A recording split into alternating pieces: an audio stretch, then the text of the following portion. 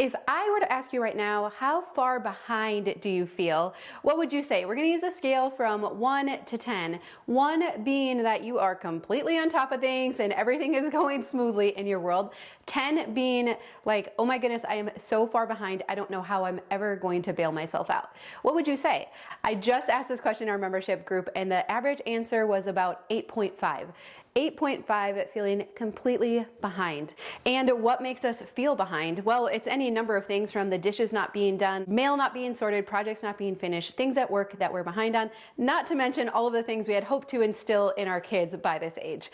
And so there are so many things that make us feel behind in life. But what if I proposed this today? What if being behind is just an illusion? What if you have done up until this point what you've been capable of? What if you got done last week what you were actually able to do? And what if your expectations that all of your emails would be answered and all of your projects would be finished and your meals would be planned this week, what if that wasn't actually physically possible last week? What if you didn't have the bandwidth necessary to complete every single task that you put on your list? And what if that's actually okay? So if you take nothing else away from this video today, I want you to know that being behind is just an illusion. It is subjective, it is fictitious, and it is quite possible that right here today, you're not actually behind at all. Well, hi, I'm Dawn from The Minimal Mom. If we haven't met before, I'm married to Tom and we have 4 kids, ages 8 through 13. And until recently, I would have said that I was an 8.5 to a 10 on the behind scale as well. But something interesting has happened as we've simplified our home to the point that we call ourselves minimalist, is that I also feel like I have this clarity of simplifying the other areas of our life and understanding what's practical on any given day and what's not. What's just a pipe dream? What's an illusion? And what unrealistic expectations was I putting on myself that always caused me to feel behind? I was actually just talking to Tom this morning, and since we've started doing remodeling projects and different house projects, he has felt perpetually behind for at least the last 1.5 years. And I looked at him today as he was making his list of what he needed to do, and I said, do you feel behind? And he was like, oh my goodness, the most behind I've ever felt in my life. And I said, what if you're not actually behind today? And I could see it like kind of go across his face. I said, Tom, what if you've actually gotten done as much as you've been able to physically get done up until this point? Again, it doesn't have anything to do with hours in the day. It has to do with our capacity. And I was reading a really interesting article in Psychology today, and it was talking about procrastination and micro yeses. It's by Britt Frank. She's a great follow on Instagram as well, so I'll link to her. But this is so cool what she says. Your brain wants you alive, not productive. And I'm sure you've heard this before, but I think it's worth hearing again. It says, human brains are not designed for productivity, happiness, or slay the day goal achievement. Human brains are engineered for pattern recognition, energy conservation, and life preservation. If your brain thinks it's in danger for any reason, it will kick into survival gear and put you in a state of fight, flight, or freeze. Fight, flight, and freeze are physiological realities that often get mislabeled as procrastination or laziness. You may logically think everything is fine, but logic has nothing to do with the survival functions of the nervous system. Fortunately, assuming you're in a safe enough place with access to resources and your basic needs are met, you can train your brain out of procrastination and into action. And it's really fascinating. She goes on to talk about how we actually have to be very careful not to send ourselves into this fight, flight, or freeze state. And we can do that by overloading our to-do list, by looking around at everything that we have to do, by thinking of all of the projects and all of the things that we're behind on. That can actually put us into a state of inaction because our body is just trying to survive.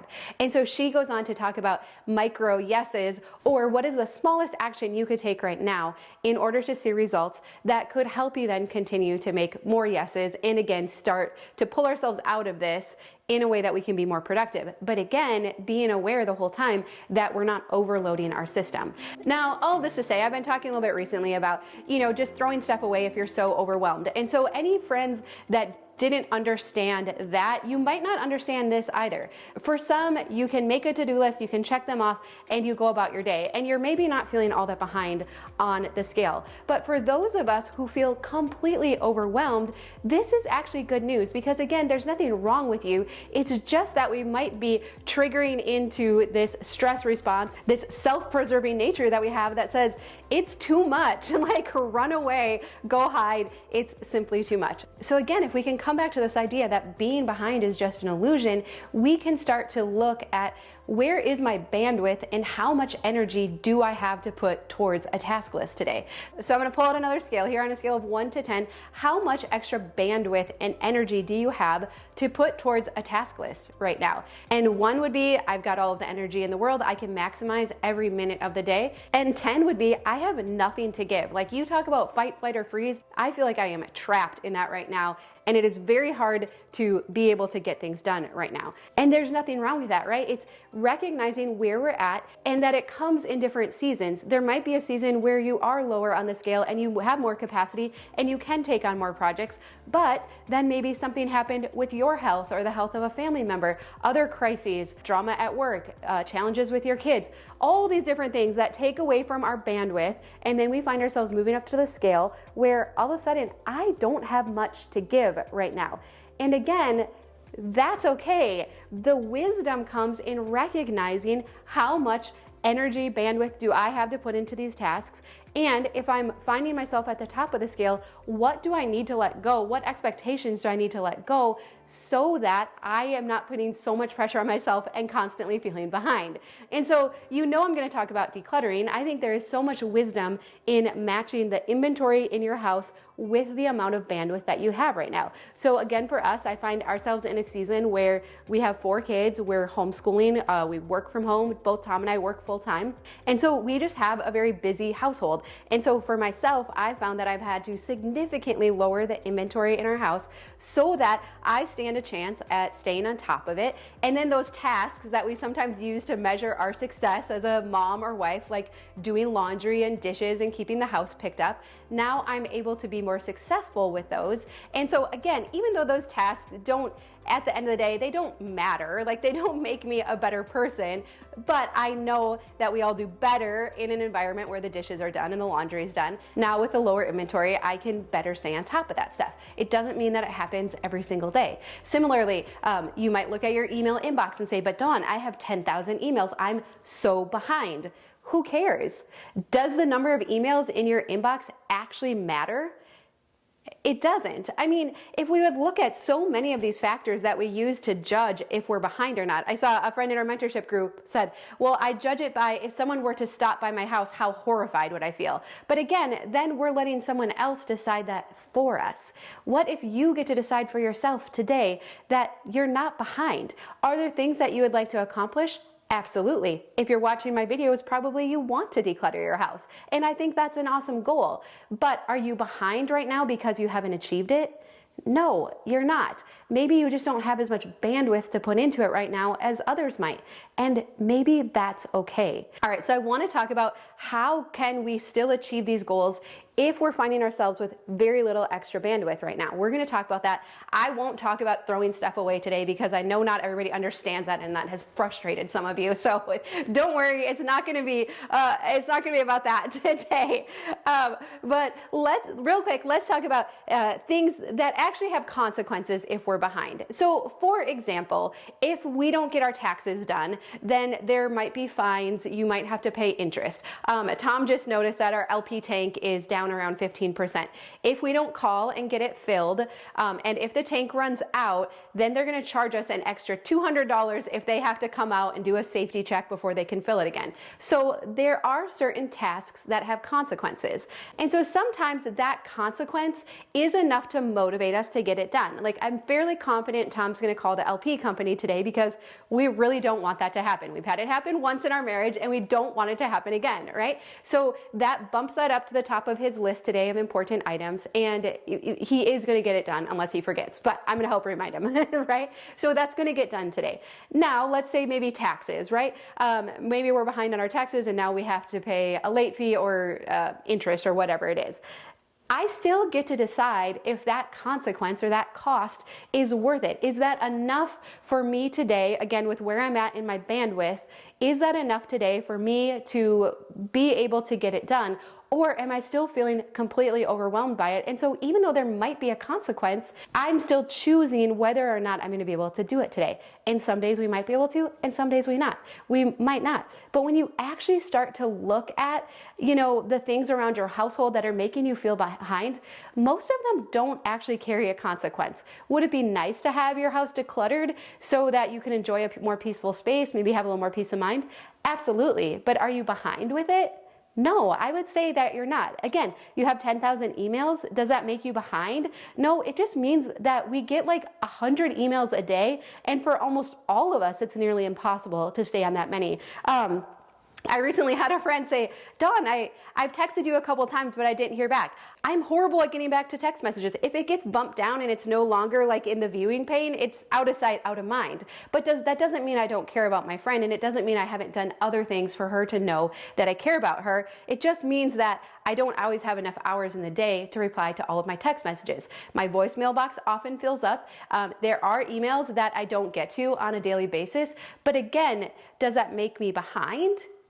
No, not actually, because on any given day, I have a certain amount of bandwidth, and those are the things that I get done for that day. Being behind is just an illusion.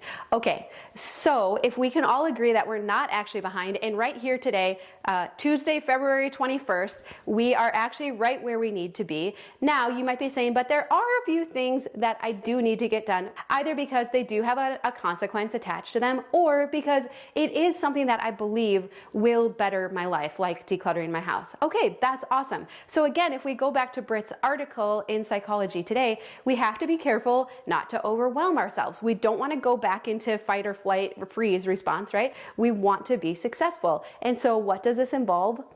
Very small steps.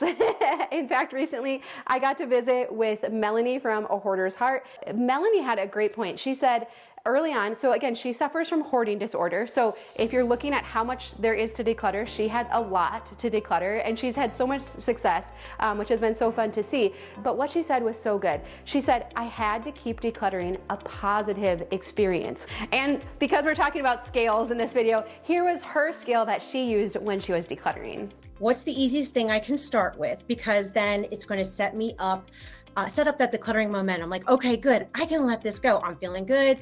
Let's do that. Then I'm going to look for the next piece. Okay, I feel good letting this go. I'm kind of avoiding the ones that I know they're like, nope, not going to be able to let that go. Internally, I had a scale from 1 being not attached to it at all, and 10 being no, it's going to trigger a panic attack if I even think about letting this go. Yes. Okay. So if I picked up the item and I was kind of like, okay, this is registering from a 1 to a 3. There's no emotion to it. I can very easily let this go and feel good about it. I'm not going to have remorse. I'm recoding my nervous system that, I'm safe if I declutter. Okay. If I pick something else up and it's registering as a 8 to a 10, I am going to be like, no. I'm being triggered. There's emotions that I haven't worked through. I'm not going to feel safe if I let this go. So I'm not even going to make the decision to let it go. Good. I'm going to store it in a labeled bin, and I just don't have to worry about it. Yeah. We're just going to keep it safe so that decluttering still feels safe internally to me. Okay. And again, we don't often like to hear start small, do something small, because we want to see big changes. We live in a culture that loves really SEXY before and afters, right? Like, show me the before and after. Like, I want to see drama. Like, I want to see huge impacts in my house. Otherwise, I'm behind, right? I just want to see this magical transformation. And it doesn't feel like we're getting a lot done if we're decluttering for 5 minutes or we're picking one small drawer. But we have been testing this out in our decluttering group, and I'm telling you, 95% of people, that is the only way that they stay on top of it. Yeah, are there some that have, high capacity, right now and you're able to maximize all of your minutes in the day and you can just set aside a full weekend and declutter your house, if that's you, that is awesome. But for most of us, that is not actually real life decluttering, and we get burnt out, we feel frustrated, we make a big mess, and then it looks worse. And so really, truly, the biggest success you will have is if you do a little bit every day, you keep it a positive experience, and we keep ourselves out of overwhelm and that fight, flight, or freeze response. So could it possibly take a little bit longer?